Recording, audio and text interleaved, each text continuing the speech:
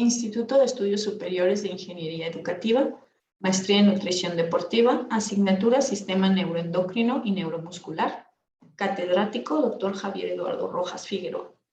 Título del trabajo, Recomendaciones clínicas para la práctica del deporte en personas con diabetes mellitus.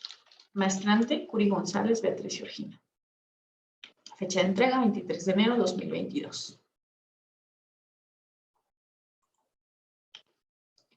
Bueno, esta guía fue desarrollada por la Sociedad Española de Endocrinología y Nutrición con el fin de proveer una guía práctica para orientar sobre la actitud médica a seguir ante el tratamiento de un paciente con diabetes mellitus, que realiza deporte ya sea de forma habitual o bien que tiene la inquietud de iniciar alguna práctica deportiva. Esta guía propone ciertas recomendaciones clínicas basadas tanto en la evidencia como en el criterio consensuado de un grupo de expertos. Además, se contó con la participación de diferentes deportistas con diabetes que aportaron su experiencia. Esta guía ofrece las pautas que abarcan desde la valoración previa a la práctica deportiva en un paciente con diabetes, como la actuación durante y después del deporte, pasando por aspectos como la repercusión del deporte en el control de la diabetes y pautas de entrenamiento o situaciones de riesgo. Las pautas generales son, principalmente, una valoración médica antes de iniciar un programa de ejercicio o una actividad deportiva. Identificar factores de riesgo o complicaciones que puedan manifestarse o agravarse con el deporte. Planificar y programar el ejercicio y las posibilidades de rendimiento específicas o particulares en cada paciente. Establecer un plan de cuidados mediante 1. El control de la glucosa, la terapia con insulina, el reconocimiento y tratamiento específico en la disglucemia, así como la identificación de la condición específica de cada persona. Sabemos que el ejercicio tiene diferentes efectos, la mayoría de ellos efectos positivos, pero en el caso del control glucémico hay diferentes tipos de ejercicio y el ejercicio específicamente incrementa la captación muscular de glucosa, mejorando tanto la sensibilidad de insulina como la hemoglobina, tanto en el ejercicio aeróbico como en el de resistencia. Estos beneficios se potencian con la combinación de ambos ejercicios, así como por una mayor intensidad y regularidad en la práctica. Sin embargo, los efectos difieren según el tipo de diabetes. Los pasos a seguir o los pasos recomendados dentro de esta guía, 1 es tomar en cuenta los efectos del ejercicio, ya que un ejercicio aeróbico prolongado de intensidad moderada tiene un mayor riesgo de hipoglucemia y el ejercicio de intensidad alta tiene un mayor riesgo de hiperglucemia, en caso de que los niveles de insulina sean bajos específicamente. En el caso de la diabetes mellitus tipo 2, tanto el ejercicio aeróbico como el de resistencia mejoran de forma aguda la sensibilidad a la insulina. Estamos hablando de aproximadamente un 20% más. Y este efecto desaparece a las 48 a 72 horas posteriores al ejercicio. La combinación de ambos tipos de ejercicios aeróbico y anaeróbico mejoran los resultados con un incremento de la sensibilidad de insulina cercano al 70% y una reducción de los niveles de hemoglobina glicosilada de un 0.9%. Como vemos, estos beneficios se potencian al usarse en conjunto.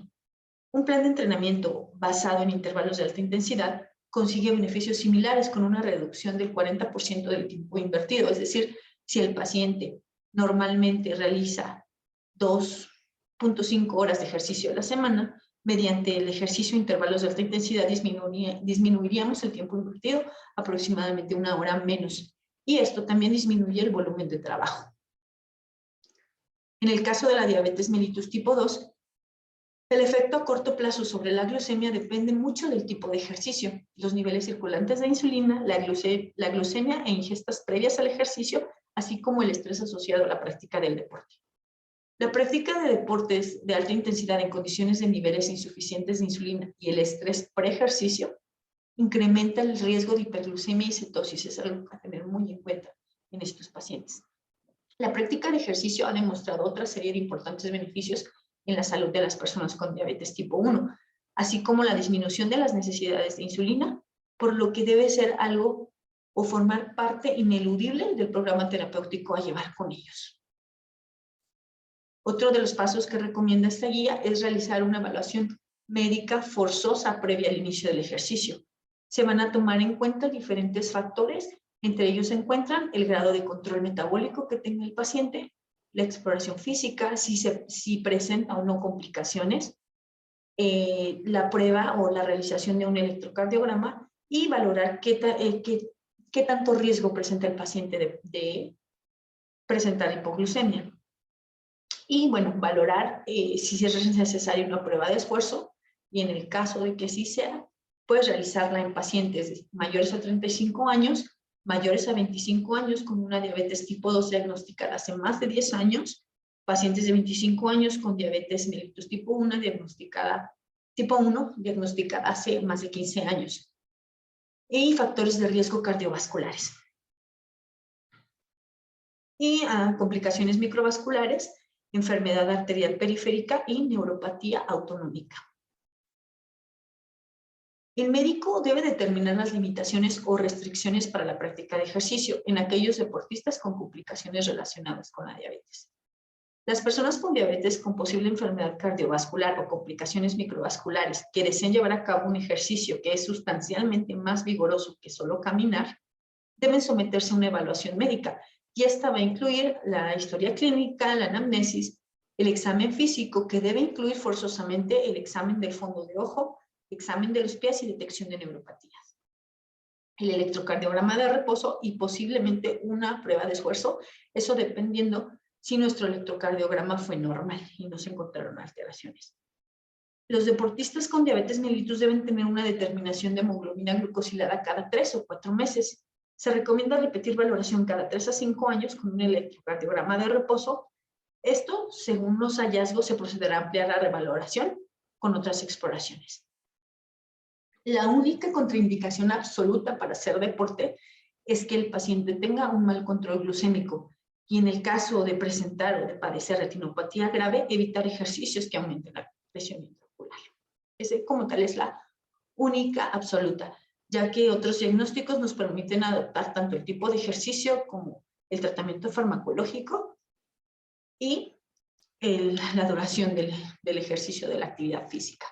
Y bueno, en este cuadro se presentan las complicaciones más frecuentes, cuáles son sus recomendaciones, las contraindicaciones para realizar cierta actividad y qué precauciones a tomar en cuenta.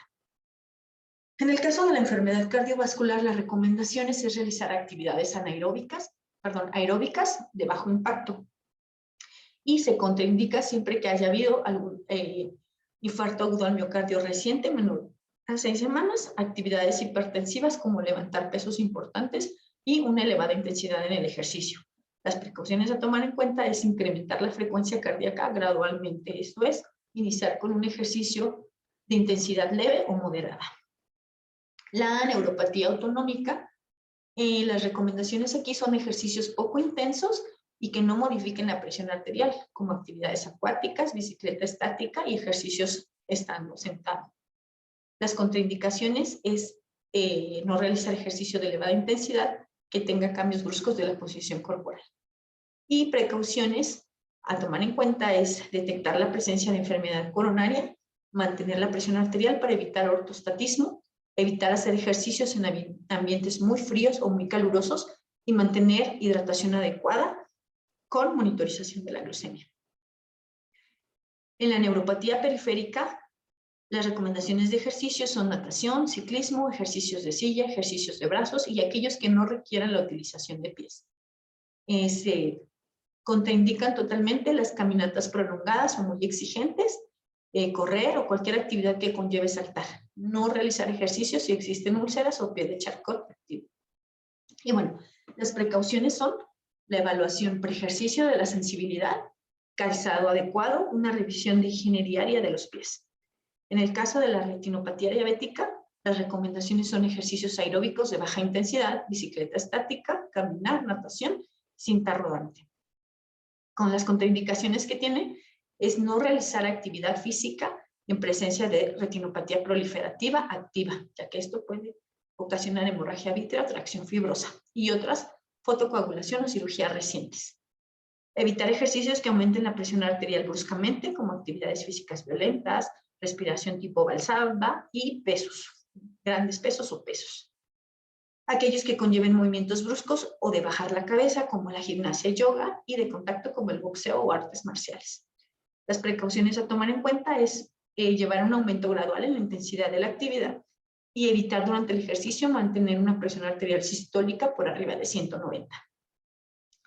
En la nefropatía diabética, las recomendaciones es realizar actividades aeróbicas de baja intensidad, evitar ejercicios que aumenten la presión arterial bruscamente y actividades físicas violentas, respiración tipo Valsalva y levantar pesos. Precauciones, tener un particular énfasis en la hidratación y control de la presión arterial. Bueno, a continuación les presento cuáles son los pacientes de mayor riesgo a los cuales se les recomienda forzosamente realizar una valoración médica previa. Pacientes que tengan más de 35 años, que tengan una edad mayor a 25 y que hayan sido diagnosticados de diabetes tipo 2 hace más de 10 años, que es la misma tabla que presenté al inicio del paso número 2, que es este de valoración médica.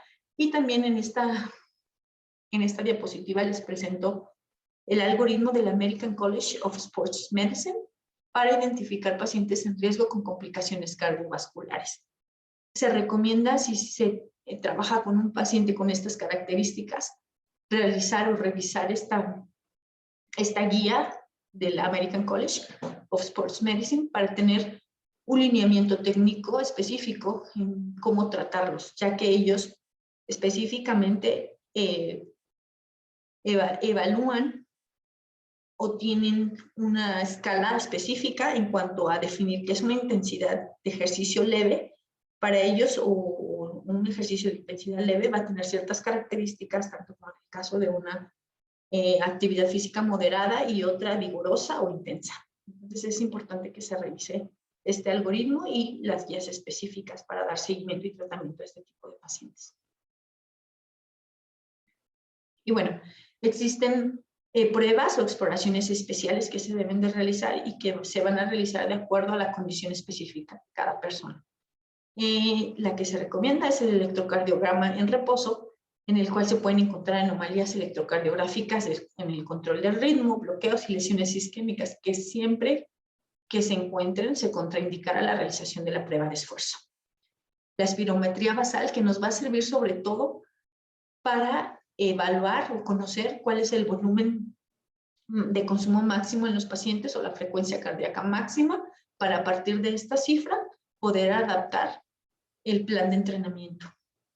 En la espirometría basal se recomienda realizar sistemáticamente a todos los deportistas, ya que patrones restrictivos en un 20% respecto a los valores de referencia harían necesario un estudio de hiperreactividad bronquial ante el esfuerzo. Y la prueba de esfuerzo nos sirve para la prescripción del ejercicio, ya que la intensidad del ejercicio puede ser prescrito y evaluado con mayor precisión de acuerdo o según al porcentaje de frecuencia cardíaca máxima, que era lo que les mencionaba hace un momento. Esto permitirá mantener la intensidad del ejercicio por debajo del umbral de isquemia, evitando los riesgos de complicación durante la actividad física. Para la estratificación del riesgo, teniendo en cuenta la capacidad aeróbica y la presencia de cambios isquémicos en el electrocardiograma, estando cada uno asociado con mayor riesgo de mortalidad cardiovascular y global. También nos sirve para detectar la enfermedad coronaria silente y para detectar respuestas hipertensivas anómalas. Otras cuestiones importantes a valorar es el hábito deportivo de la persona y el riesgo que tiene de presentar hipoglucemia.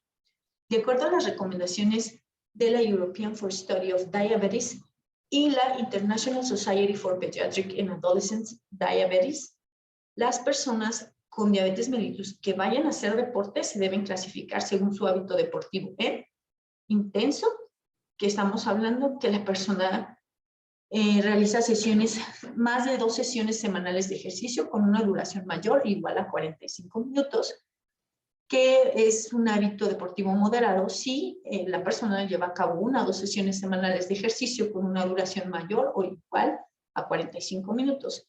Y hábito deportivo bajo cuando no tienen ejercicio de forma habitual, cuando no realizan ejercicio de forma habitual. También se deben catalogar según su riesgo de hipoglucemias cuando dispongan de una monitorización de índice glucémico cuando se dispongan de una monitorización del índice glucémico según el tiempo por debajo de rango inferior a 70 miligramos por decilitro, en los cuales se considera de bajo riesgo para hipoglucemia si hay un reconocimiento conservado de las hipoglucemias y un tiempo por debajo de rango menor al 4% en los últimos 3 meses.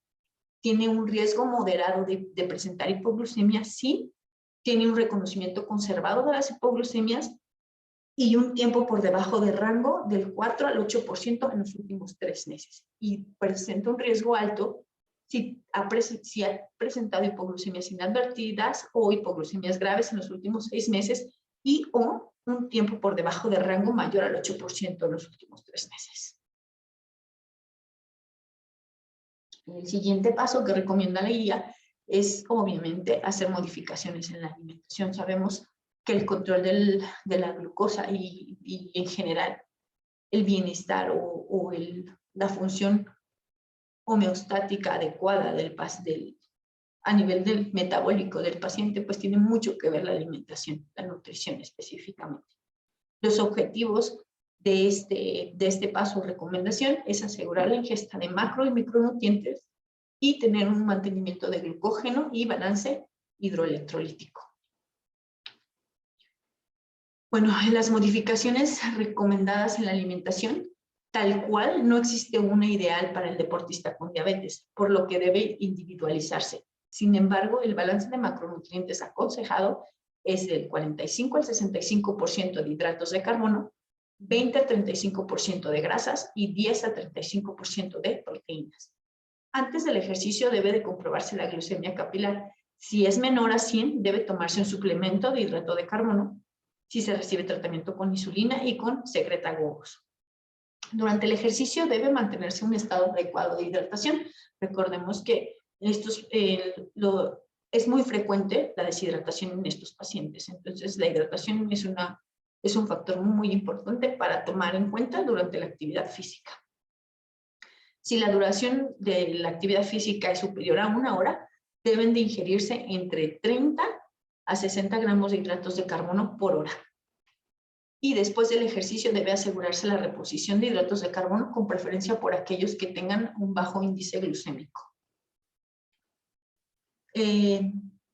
Las recomendaciones en cuestión de macronutrientes pre-ejercicio son las siguientes. En los hidratos de carbono, 3 a 5 horas de ejercicio a la semana, se recomienda consumir de 4 a 5 gramos de hidratos de carbono por kilogramo de peso al día. De 5 a 10 horas de ejercicio a la semana, se recomienda consumir de 5 a 7 gramos de hidratos de carbono por kilogramo de peso al día. Y esto va a ir aumentando conforme vayan aumentando las horas de actividad física. En ejercicios extremos o competiciones, en caso de deportistas de alto rendimiento, puede ser necesaria la ingesta de 12 gramos de hidratos de carbono por kilogramo de peso al día, siempre priorizando alimentos de bajo índice glucémico.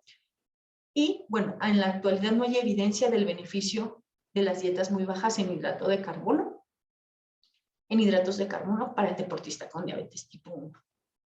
En el caso de las proteínas, se recomienda de 1.2 a 1.6 gramos por kilogramo de peso al día, siempre priorizando las proteínas de alto valor biológico, con mayor aporte en deportes de fuerza y ejercicios aeróbicos de larga duración.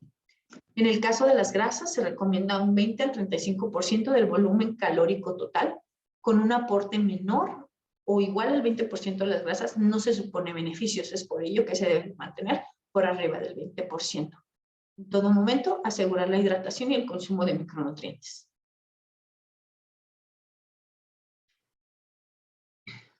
Durante el ejercicio, se recomienda suplementar de acuerdo a la tendencia, la tendencia que tenga el paciente a mantener su glucemia, a que se eleve o a que baje, dependiendo también el tiempo y duración del ejercicio, y hacer una revisión de la glucemia al finalizar el ejercicio. Cuando se realiza un ejercicio de hasta 30 minutos y la glucemia está por debajo de 90 miligramos sobre decilitro, se requieren ingerir de 10 a 20 gramos de glucosa de lenta absorción.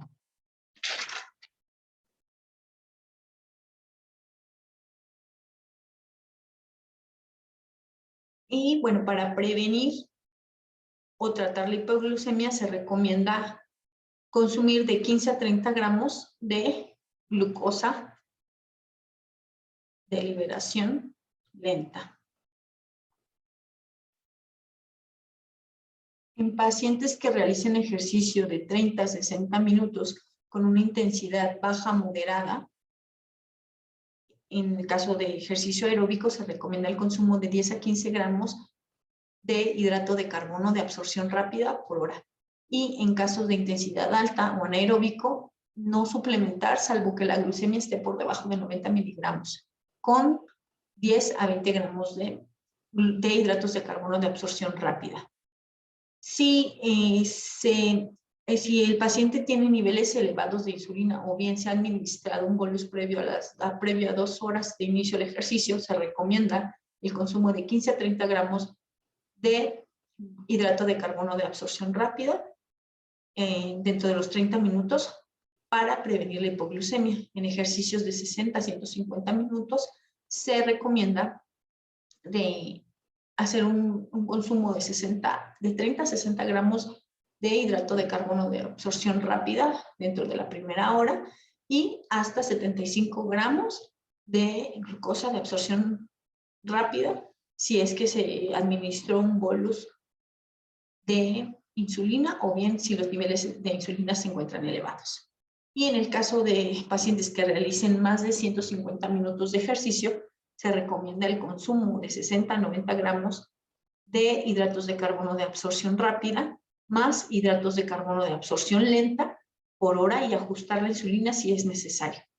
En el caso de que se haya administrado bolus de insulina a las 2 horas previas o que los niveles de insulina estén elevados, se recomienda consumir de 60 a 90 gramos de hidrato de carbono de absorción rápida por hora y ajustar la insulina si es necesario. En el post-ejercicio, si la glucemia se encuentra menos de 120 miligramos por decilitro, se recomienda tomar de 15 a 20 gramos de hidratos de carbono de absorción lenta con una reposición de hidratos de carbono en el caso de deportistas de competición. Y en todo momento asegurar la hidratación.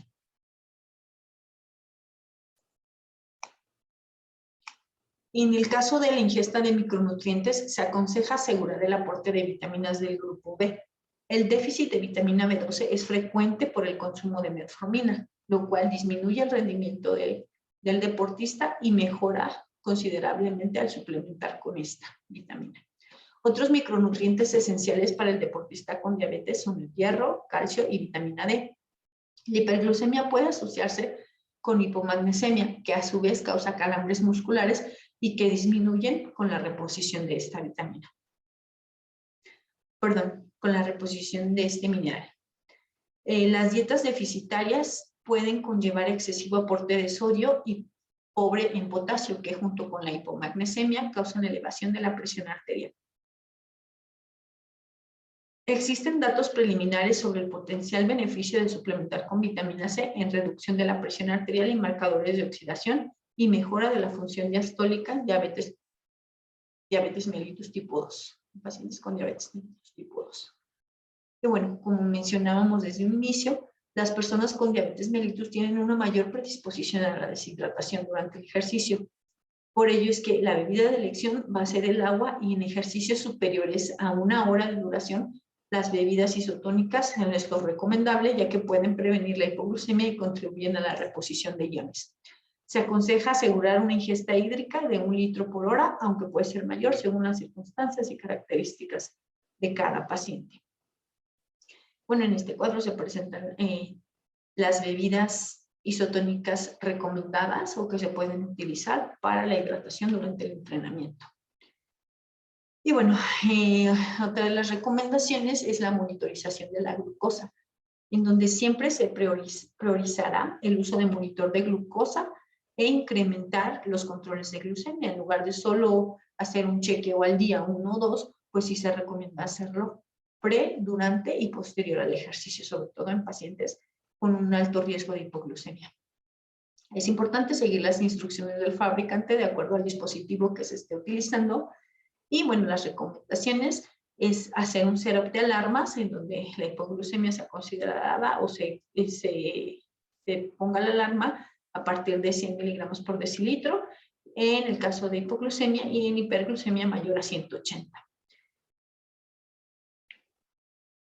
Y el tiempo en rango durante el ejercicio debe ser entre el 90 al 180 miligramos por decilitro. 126 y 180 si se trata de ejercicio aeróbico prolongado, y ajustar si el paciente tiene un riesgo alto de hipoglucemia, comprobando siempre la glucemia de acuerdo a la intensidad y duración del ejercicio.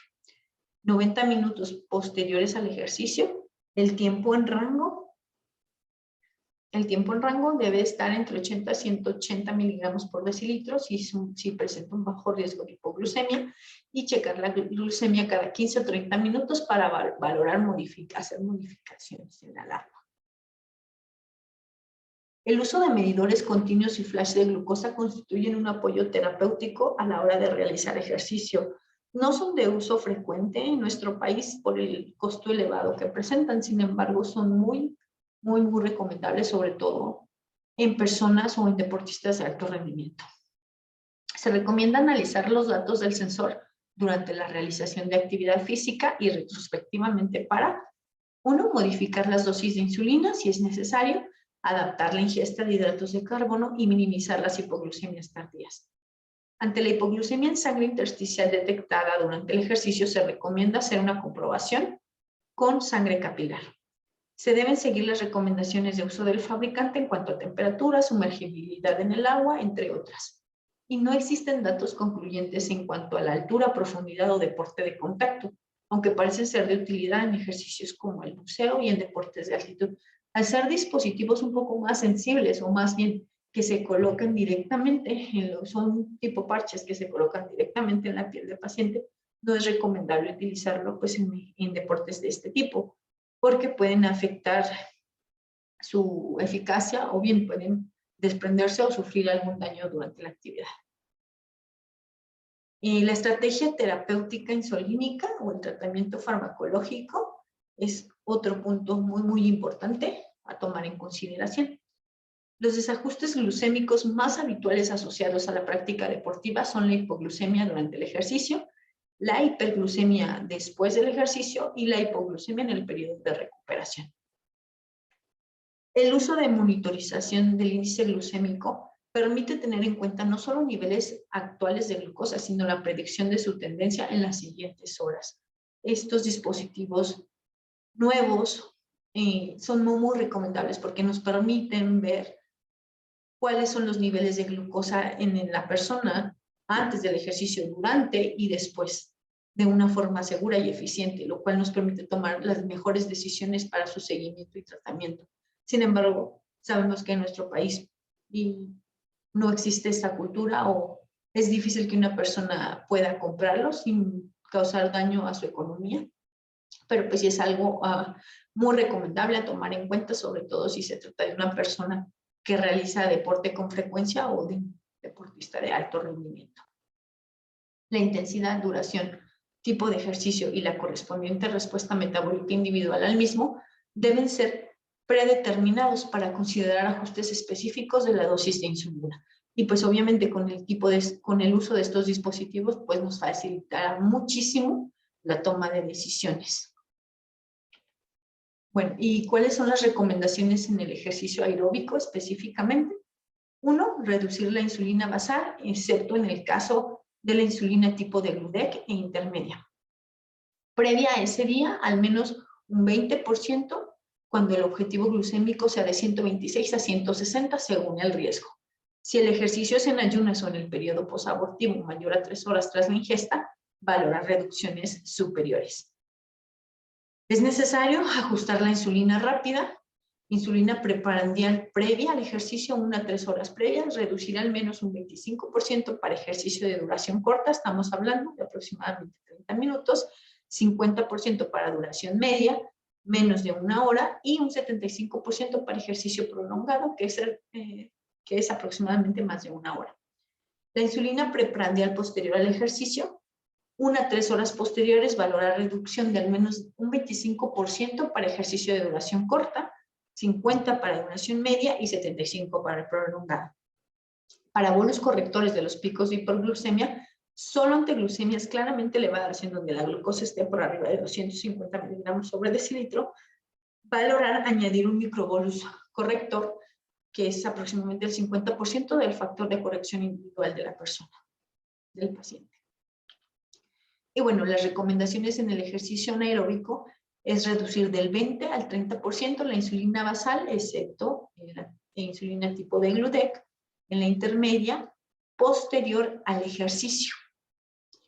Y la insulina rápida preprandial, previa al ejercicio, 1 a 3 horas previas, e insulina preprandial posterior al ejercicio, 1 a 3 horas posteriores, no se recomienda reducir. Para bolos correctores de los picos de hiperglucemia, generalmente de corta duración, solo ante glucemias claramente elevadas, que ya dijimos, por arriba de 250 miligramos, valorar añadir un microbolus corrector del 50% del factor de corrección individual. Y bueno, aquí se presenta el tratamiento farmacológico específico del que hablábamos hace un momento solamente, que se encuentra ya de forma gráfica, cómo llevarlo a cabo en cuestión de tipo de ejercicio, tiempo de duración del mismo. En ejercicios de intensidad baja a moderada y en ejercicios de duración media de 20 a 90 minutos con intensidad moderada a intensa y de duración larga más a 2 horas con una intensidad baja o de tipo aeróbico. Siempre estas adecuaciones se van a hacer de acuerdo a la tendencia que tenga el paciente. Si tiene una tendencia a mantener su glucosa en el mismo nivel o un poco más elevada o por debajo del nivel normal, entonces esos ajustes de la tasa basal de insulina van a ir de acuerdo a estos 3 puntos, que son la intensidad del ejercicio y su duración y el tipo de ejercicio. El uso de bombas de infusión subcutánea continua de insulina, pues van a modificar un poco el seguimiento o el tratamiento más bien del paciente, ya que no es lo mismo introducir insulina subcutánea mediante inyecciones a de forma continua mediante bombas de infusión. Es por ello que es muy importante tomar en cuenta esta guía para tomar las decisiones que más le convengan al paciente y que favorezcan su desempeño y no representen un riesgo para su salud. Hay diferentes cuestiones a tomar en cuenta, como si se trata de un ejercicio planificado, en ejercicios no planificados y en ejercicios planificados que se lleven a cabo dentro de 2 o 3 horas tras bolos de insulina prandial. La hipoglucemia es la complicación más frecuente en el paciente con diabetes que realiza ejercicio, aunque en ausencia de tratamiento con insulina, su aparición es poco frecuente.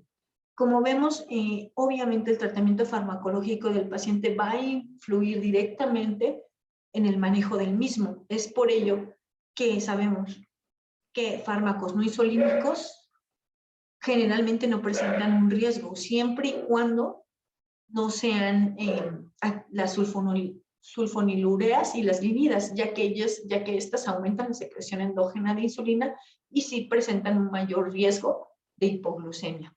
En ellas se recomienda reducir dosis o bien suspenderse. En el caso de los inhibidores del cotransportador de sodio glucosa tipo 2, aunque no presentan riesgo de hipoglucemia, sí predisponen a un mayor riesgo de deshidratación, hipotensión y cetosis o cetoacidosis. Es recomendable que ante ejercicios intensos y de larga duración, es decir, mayores a 60 minutos, se reduzca la dosis habitual o bien se suspenda la administración tanto de las sulfonilureas y de las limidas como de los inhibidores. Y bueno, repito, los fármacos no insulínicos, en este caso, se mencionan la metformina, pioglitazona, ascarbosa, miglitol, inhibidores de DPP4 y agonistas del receptor de GLP-1, no representan un riesgo global o su riesgo suele ser bajo. En ejercicio planificado, Se recomienda utilizar una tasa basal temporal con un porcentaje de reducción antes del comienzo del ejercicio. Y si la actividad va a realizarse en las próximas 2 o 3 horas siguientes a la administración de un bolo, conviene reducir el porcentaje de este. En ejercicio no planificado, utilizar una tasa basal temporal con un porcentaje de reducción e ingerir un suplemento de hidrato de carbono es lo recomendable. Tras finalizar el ejercicio puede finalizarse la tasa basal temporal cuando el valor de la glucosa capilar o de la glucosa intersticial es mayor a 100 o 120 miligramos sobre decilitro. En algunos deportes puede ser necesario la desconexión de las bombas de infusión, como mencionábamos hace un momento. En el caso de los dispositivos nuevos, son muy sensibles o bien no se pueden utilizar durante actividades extremas. Por ello es que a veces es necesaria la desconexión de estos para evitar su daño. En ejercicio de alta intensidad, al reconectarse puede necesitarse un bolo corrector. Si se utiliza un sistema de monitorización continua de glucosa, se tiene que revisar con frecuencia el valor de la glucosa intersticial y su tendencia. Con un sistema integrado de bomba de infusión y monitorización continua con parada predictiva, se recomienda elevar el umbral de la parada en ejercicios de alta intensidad, y con sistema de asa cerrada híbrida es recomendable utilizar la tasa basal segura. El siguiente paso es la planificación del entrenamiento. Un plan de entrenamiento adecuado debe de dividirse en 4 fases. 1, calentar, entrenar, estirar y posteriormente hacer una evaluación del entrenamiento en cuanto a los niveles de intensidad. El entrenamiento del ejercicio físico es un proceso planificado y complejo que organiza cargas de trabajo progresivas y crecientes que estimulan el desarrollo de las diferentes capacidades físicas, tanto de resistencia, fuerza, flexibilidad y velocidad, entre otras. La respuesta glucémica del ejercicio depende tanto de variables relacionadas con la diabetes como de factores relacionados con el ejercicio y tiene una marcada respuesta individual. Es decir, no podemos determinar cómo va a actuar el paciente o cómo va a presentar sus índices de glucosa, porque todos los pacientes reaccionan diferente al ejercicio, diferente al tratamiento farmacológico. Así es que todo esto, por ello es que es importante darle seguimiento continuo para conocer cuál es el tratamiento y cuál es el seguimiento específico a seguir con ellos. A medida que se avanza con el tratamiento del ejercicio, la aptitud física del deportista cambia y las necesidades de ajuste de hidratos de carbono, insulina y tiempos de administración también, lo que podría exigir ulteriores ajustes. El entrenamiento básicamente se divide en 3 partes: el calentamiento, el núcleo de entrenamiento, que es en sí las cargas de trabajo, y los estiramientos.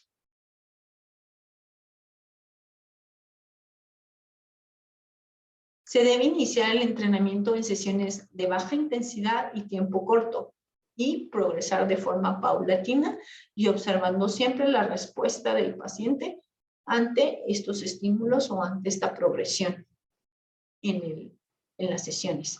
Se deben realizar entrenamientos que combinen ejercicios aeróbicos con ejercicios de fuerza a días alternos. Siempre que sea posible se debe asociar, pero no sustituye los ejercicios de flexibilidad. Sobre todo en adultos mayores, es importante combinar el entrenamiento de flexibilidad y ejercicio por lo menos 2 a 3 veces por semana. Siempre que sea posible, hay que incrementar la actividad física no estructurada entre los entrenamientos, ya que induce beneficios extra en el estado de salud. Eso es algo imprescindible y básico: fomentar la actividad física en los pacientes independientemente del plan estructurado, por ejemplo, a través del conteo de pasos, evitando llevar una vida sedentaria, porque de nada sirve llevar un plan de entrenamiento si estos pacientes realizan actividad física durante 1 hora, pero el resto del día llevan una vida sedentaria. Los aportes o los beneficios disminuyen considerablemente. Por eso es importante hacer que estas personas también incrementen su actividad física a lo largo del día para potenciar los beneficios. Y bueno, Las valoraciones a realizar en el núcleo de entrenamiento es, número 1, verificar durante el entrenamiento la intensidad y el tipo de ejercicio con cada cambio de intensidad y duración. Se deben de volver a analizar la respuesta glucémica y recalcular ajustes si es que fuese necesario. 2, monitorizar la glucemia de forma periódica, por lo menos cada hora, si es que se trata de un ejercicio de baja intensidad, y de 20 a 30 minutos si se trata de un ejercicio de intensidad moderada o alta. Iniciar el entrenamiento en sesiones de baja intensidad y tiempo corto. Primero se sube la frecuencia del entrenamiento, luego el tiempo, volumen, y al último, lo que sería la intensidad. La toma de decisiones durante el entrenamiento en sí, fundamentalmente se tiene que ajustar la toma de hidratos de carbono. Al progresar en el entrenamiento se tiene que volver a analizar la respuesta glucémica y recalcular ajustes si fuese necesario. Las valoraciones a realizar al finalizar el entrenamiento es monitorización de glucemias, después tanto de forma precoz como tardía.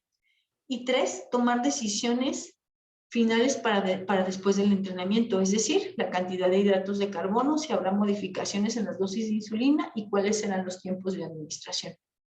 Analizar la glucemia resultante durante y después del entrenamiento con los ajustes realizados al iniciar y durante el entrenamiento y recalcular necesidades si es que se precisa en el próximo entrenamiento.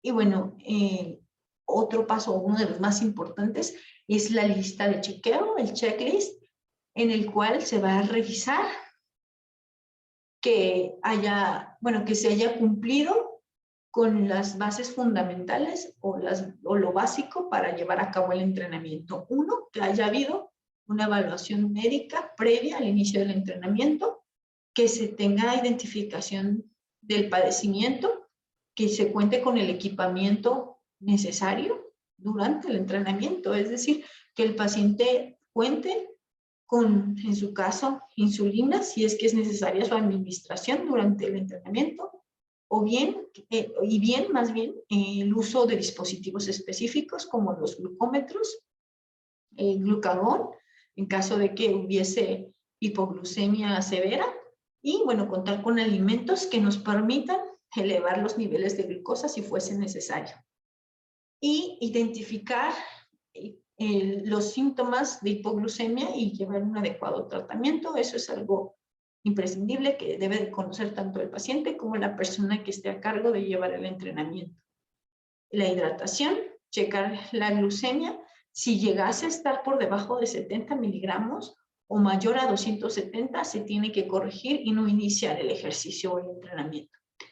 Y que el paciente no haya presentado hipoglucemia grave en los 6 meses previos y que no haya una enfermedad aguda interrecurrente. El entrenamiento del ejercicio físico en la persona con diabetes mellitus es dual y ha de ir en paralelo.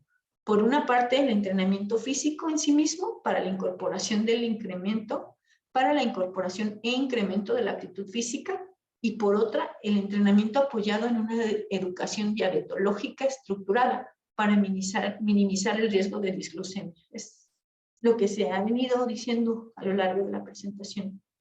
El seguimiento de estos pacientes debe ser dentro de estas 2 vías, analizando siempre el tipo de ejercicio y, obviamente, tener las bases o los cuidados básicos de la enfermedad, conocer cuál es el control de su glucosa, cómo realizarlo y qué hacer en caso de que ésta suba, de que ésta se eleve o bien baje.